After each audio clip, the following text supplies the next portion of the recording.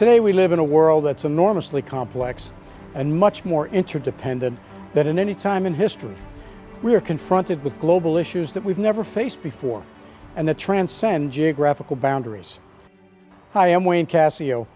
The problems of today and of tomorrow demand a more wide-ranging, interdisciplinary approach to finding solutions. Leaders of tomorrow will have to collaborate and operate in an environment where they can navigate cultural, regional, and political differences. This will be even more critical to achieving lasting success than it's ever been before.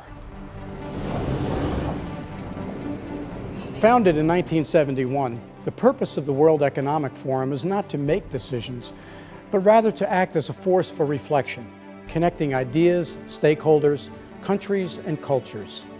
Not only does the forum bring leaders together, it also recognized the need to develop a new generation of leaders whose goal is to improve the state of the world. This year, the SHRM Foundation traveled to Geneva, Switzerland to learn firsthand about this new approach to leadership. We spoke with leaders in business, government, and academia to appreciate their perspectives, and we focused special attention on a leadership incubator, the forum's Global Leadership Fellows program that is helping to shape the next generation of world leaders. I think what we need today foremost is global leaders who really can act as a global community. The forum brings people together in order to share their understandings of what's going on in the world and in order to identify ways to improve it. All of us have opportunities to be global leaders, and it needn't be in a large forum such as the United Nations or a multinational corporation. One can be a global leader even in a smaller outfit or in an NGO. In 1971, I published a book where I described for the first time the so-called stakeholder theory, which means that the management of a company has not only to serve shareholders, but all stakeholders, all those who are interested in a company, which means clients, the government, of course, suppliers. The largest enterprises in the world have a large role to play in economic development, in employment, in healthcare, and that is a responsibility also for the corporate sector to fulfill. Well, the Global Leadership Fellows Program is, first of all, a leadership training for 3 years where we recruit high potential fellows. During these 3 years, they work with, I must say, the best of the professors and thinkers we have in the world. We have 4 partners: Columbia University, INSEAD, the Wharton School, and the London Business School. I think what is happening here is really very unique because the fellows, of course, come from many different backgrounds, many different organizations, for-profit, not-for-profit, politics. Here they're all put together in this incubator melting pot. They work together, they learn together. They are exposed to people from all sorts of different walks of life and very influential people. We pay a lot of attention to candidates in our recruiting process that truly have a global mindset. The understanding of the interdependencies between government activities, company or business activities, academia or civil society. My role is essentially to act as the liaison for a broad range of civil society organizations. I'm heading the university community for the World Economic Forum, which basically includes a core group of university presidents. I work for the team that focuses on business solutions that address chronic hunger. I'm presently the director and the head of Asia, and I lead a team which has the responsibility at the forum for developing the forum's relationships to stakeholders and leaders from industry, from government, and from institutions, as well as academia. My work is engaging foundation members from Chinese side to the World Economic Forum. I manage the logistics and transport community. So in other words, I work with executives from that industry. And with them, I try and identify areas in which they can help improve the impact of their industry in terms of social or environmental goals. We help them to do their self-assessment as leaders. They get exposure in so-called retreats where they go on a global retreat in nations with global issues that we look at. They also have clear and regular exposure to leaders not only in Davos or in regional meetings, but here literally weekly, where they meet one of the top leaders of business, of government, religious leaders, social entrepreneurs, you name it. I think it's going to take maybe 5 or 10 years, and then we'll see some phenomenal things happening with the people that are here today. If we look at the challenges in our world, at the problems, they cannot be solved by governments alone, by business alone, or by civil society alone. What we need is cooperation. What we need is partnerships. There is a huge need for the global leaders to be aware and create awareness, to recognize the interdependencies and the complexity that is related with the global issues, but also the need for collaboration. What we wanted to do is to form a community of highly capable people who will take on leadership positions in the future, who have been trained in developing leadership skills, but who also know what the global context is, who know what the global complexity is, who know that today to be a leader means that you have a global responsibility and not only a business responsibility or a national responsibility. There are numerous global challenges which cannot be resolved by any one global actor alone. Be that poverty reduction, climate change, the global economic crisis. In many cases, when one can leverage the strategies and resources of these different actors together, then probably we are in a better position to address those challenges. I think leaders of tomorrow have to be prepared to deal with a great deal of dynamic complexity. Today you have to act practically like a guerrilla fighter. You have to have, of course, a mission, and you have to follow a vision, but you have to adapt constantly to the changes in your environment. So adaptability is today probably the key leadership factor, but adaptability based on a long-term vision. The world is always being complex, but the dynamics are proceeding at a different pace. So yes, we've had to deal with a globalized economic system before, but the rate of change of the economic system globally and the shift of power from the West to the East and the South is going to accelerate over time.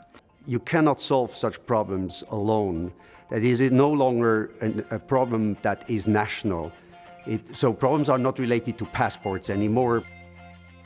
People who ask for a job here or who have a chance of being offered a job really need to have this global understanding, and we not only assess their professional or academic achievements, but particularly that kind of global mindset.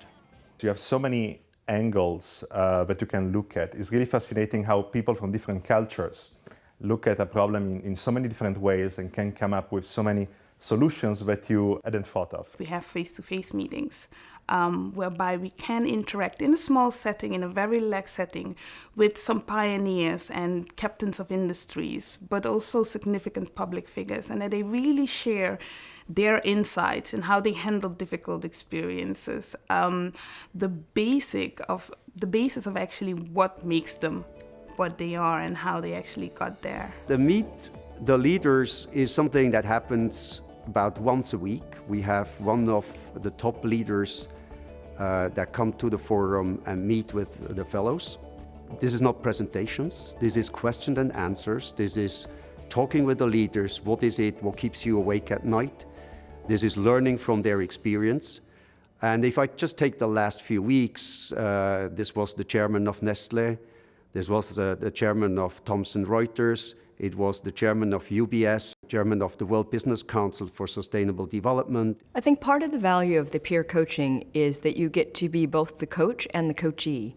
And so this opportunity to listen to somebody else's issues and sort of put on your your advisor hat and think about how you might react in that kind of situation or draw on your own experiences, helps you think more deeply about the kind of leadership experiences that you may have had and then how those could be applied to other people's contexts or maybe help them to find solutions to the problems they're facing. You try and emulate what you see other people doing that appears to work very well. And within the Fellows Program and within the Forum at large, there are a lot of people who I have high respect for. And so obviously I try and learn from their example. Fellows coach each other, so they have groups that are peer coaching groups. They have their coaching training, and for 2 years, they as a team meet and help each other to improve as leaders. The forum is a neutral platform, and we think that honesty, transparency, and integrity are key values. So one of the things that I found most useful for me has been the level of honesty in the feedback that my peers provided me.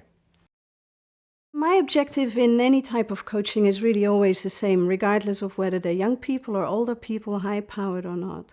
It's creating an environment for people to think and reflect and discover for themselves what is important to them. Coaching and mentoring are essential, and they are very different. So the coaching is something that is much more like an internal approach. Coaches are helping the fellow to reflect, to ask questions, to discover who he is, where he wants to go, what are the needs of development and how to develop.